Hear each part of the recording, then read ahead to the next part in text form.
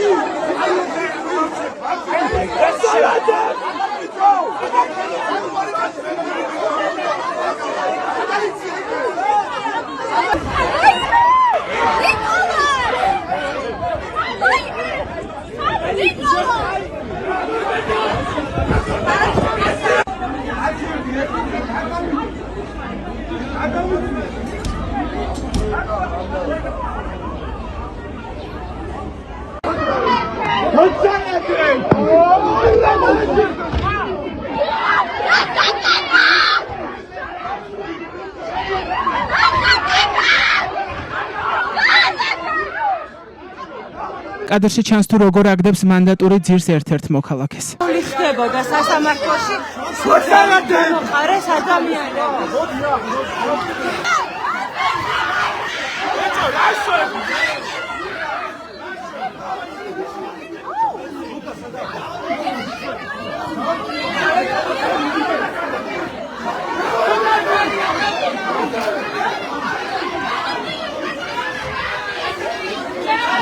გამოიყვანეთ აქეთ. უდეთ არ გადაიღეთ.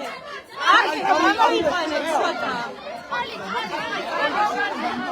გიორგი მინდაძის სასამართლო პროცესი 3 საათზე დაიწყო განაჩენის გამოტანამდე, სანამ მოსამართლე ნინო გალუსტაშვილი სათათბიროდ იყო გასული. გიორგი მინდაძემ საბოლოო სიტყვით ისარგებლა და დარბას მიმართა. მინდაძემ დამსწრეებს თხოვა, რომ ნებისმიერი შედეგის შემთხვევაში განაჩენს მშვიდად შეხვედროდნენ და აქციის მონაწილე სხვა პატიმრები მხარდაჭერის გარეშე არ დაეტოვებინათ. მინდაძის თქმით, მისთვის მნიშვნელოვანი არა მოსამართლის გადაწყვეტილება, არამედ ახლობლებისა და მხარდამჭერების უსაფრთხოება იყო. პროცესის დაწყებამდე გიორგი მინდაძემ ციხიდან წერილიც გამოაგზავნა, სადაც მხარდამჭერებს მადლობას უხდიდა. მისი წერილი და ჩანახატი დედამ ნანი წულაიამ სასამართლო პროცესზე მიიტანა. შვილის გათავისუფლების მოლოდინი არც მას ჰქონია. მოსამართლე ნინო გალუსტაშვილმა პოლიციელზე თავდასხმის ბრალდებით განაჩენი რამდენიმე კვირის წინ კიდევ ერთ ახალგაზრდას მათე დევიძესაც გამოუტანა. მან 21 წლის დევიძეს 4 წელი და 6 თვე მიუსაჯა.